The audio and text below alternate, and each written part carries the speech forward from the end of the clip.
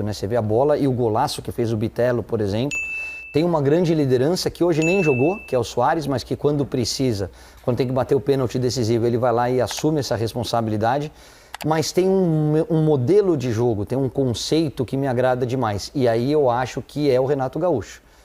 Você pode ter mais qualidade ou menos qualidade, mas o Grêmio sempre é um time de posse de bola, de controle de jogo, de muito volume ofensivo, de conceitos de futebol, que é claro que não se ganha só assim. Mas quando se une rendimento a resultado, eu acho que a gente tem que elogiar. E o Grêmio hoje merece esses elogios. Tem jogado bola realmente esse time do Renato. Antes, vamos começar a falar do Grêmio e mais uma vitória do Grêmio na temporada, 2-0 no ABC.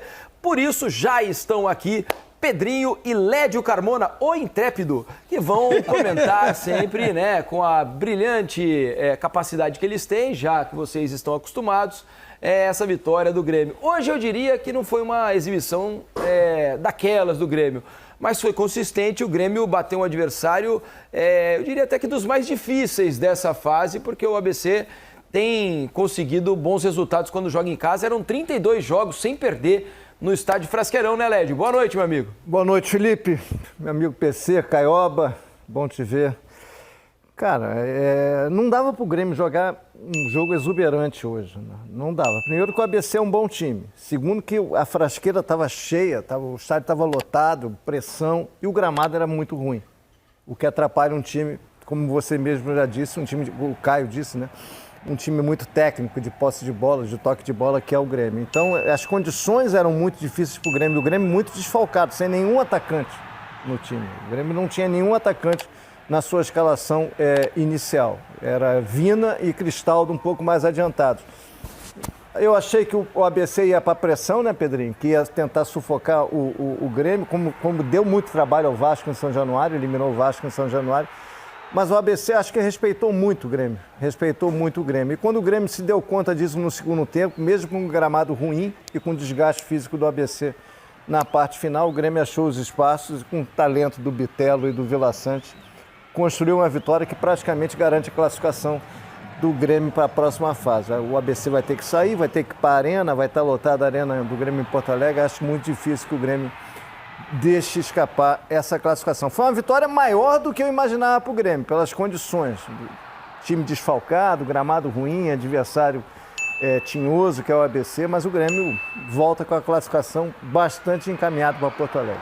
E com o Bitelo fazendo um lindo gol, né, o segundo gol do Grêmio nessa vitória, tem sido um dos principais jogadores do Grêmio nessa temporada, né? Já fez uma boa Série B, mas chega a surpreender o que o Bitelo tem feito nessa primeira parte do ano, Pedrinho? Boa noite, meu amigo. Bem-vindo mais uma vez. Beleza, Diniz, Caioba, PC. Eu acho que ele estava num processo, ainda está num processo de maturação, né? A temporada passada a gente já percebia talento nele, mas era um processo natural dele amadurecendo, pegando confiança, e iniciou a temporada muito bem. Eu acho que, assim, ele é o melhor jogador. Os números do Soares são muito bons, mas em termos de desempenho mesmo de jogo, de interferência nas ações, eu acho que ele é o que está entregando mais. O Renato hoje com dificuldades, eu acho que ele ia até botar o Galdino, né? Se o Galdino ia botar o Galdino como centroavante. Não usasse o medicamento sem autorização dos médicos. Só para quem não sabe, ele usou um spray de nariz, isso, né?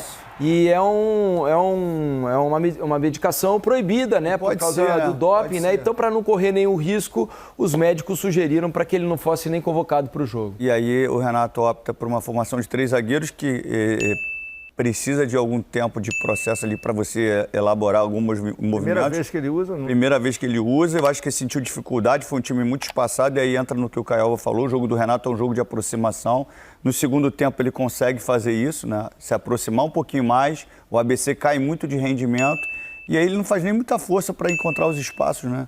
Ele vai se aproximando, vai tendo facilidade e vai chegando a um resultado que, pelo primeiro tempo, a gente achou que não fosse acontecer, não. Porque as 2 melhores oportunidades tinham sido do ABC, né?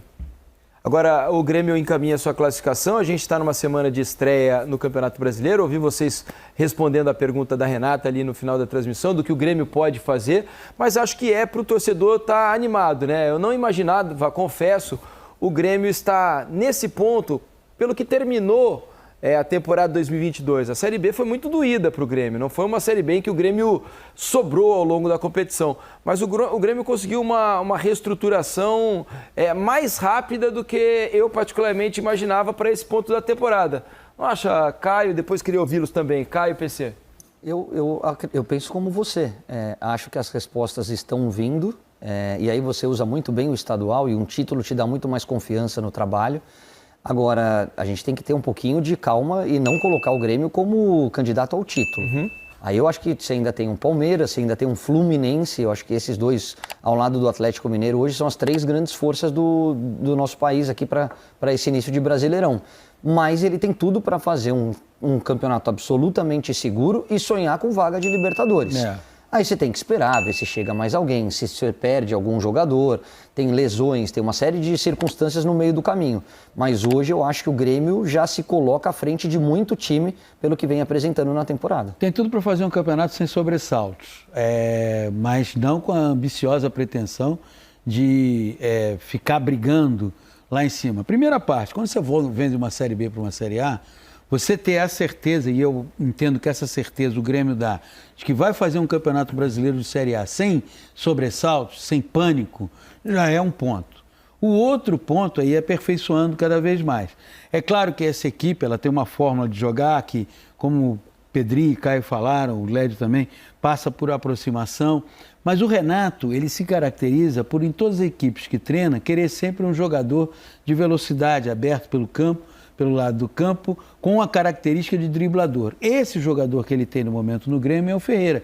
Mas o Ferreira não tem conseguido dar continuidade em razão de lesões.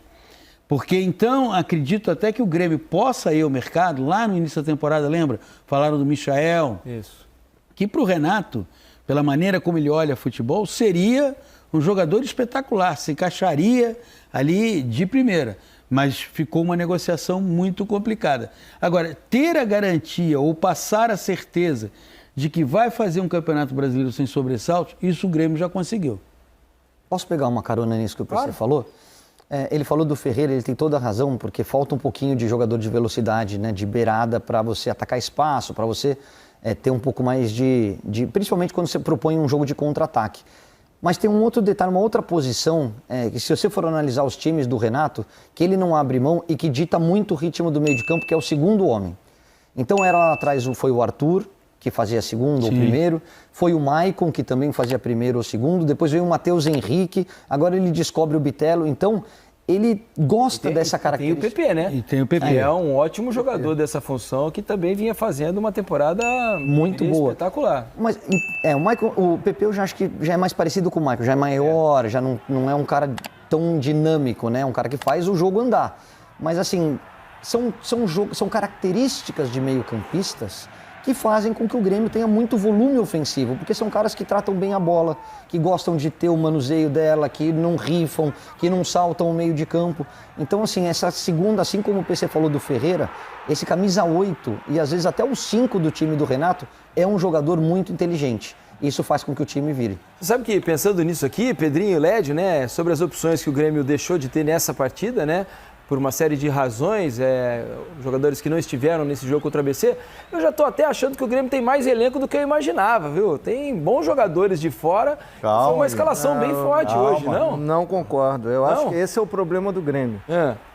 Eu acho que o Grêmio não briga pelo título, eu concordo com o Caio, com o PC, porque ele não tem um elenco.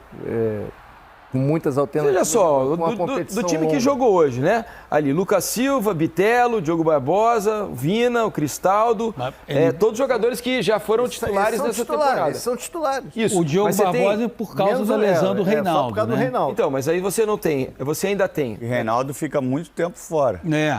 Mas se você contar Reinaldo, você tem o Carbajo, você tem o PP, você tem mas que não jogaram hoje. Sim. PP, você tem o Ferreira, você tem o Diego Souza. Diego Souza não sabe nem se Diego Souza não sabe se vai terminar o campeonato. Mas assim, são algumas opções. Ou seja, você pode não ter um elenco recheado de 25, 23. Para uma temporada, para a Copa do Brasil, o Grêmio não está em competição internacional. O Grêmio não tem internacional, é Copa do Brasil e brasileiro. Isso ajuda. Eu ainda acho curto. Eu acho que ainda. Só que o Grêmio já gastou muito e gastou bem. O Grêmio conseguiu formar um grande meio-campo. Caio estava falando aí do PP, todo mundo no Sul, inclusive, acham que o PP é o novo Maicon, que é o Lembra até um pouco no jeito de atuar, né? Ele faz muita falta ao time. É.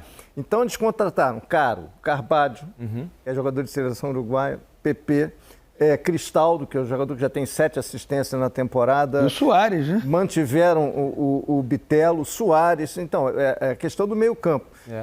E o Vila Sante voltou a jogar bem. Então, tem isso. Agora, se você olhar para o banco, quem é o jogador que substitui esse meio campo? Talvez Lucas Silva, que é diferente. Mas olha, você citou 6, 7 jogadores. Vão jogar 3 ou 4. Mas não, jogam Olha todos. só, Porque ele Vila não, Sante, ele não... PP e Bitelo são titulares. É o tripé isso. de meio campo. Não, é o Você tem ainda Lucas Silva. Não. Lucas Silva é banco. É o seguinte. Não, então, estou dizendo de elenco, né? Sim, O Led O meio perguntou campo sobre as titular do substituições. Grêmio é o seguinte, é Carvalho ou Vila Sante, normalmente agora é o Carvalho. Isso.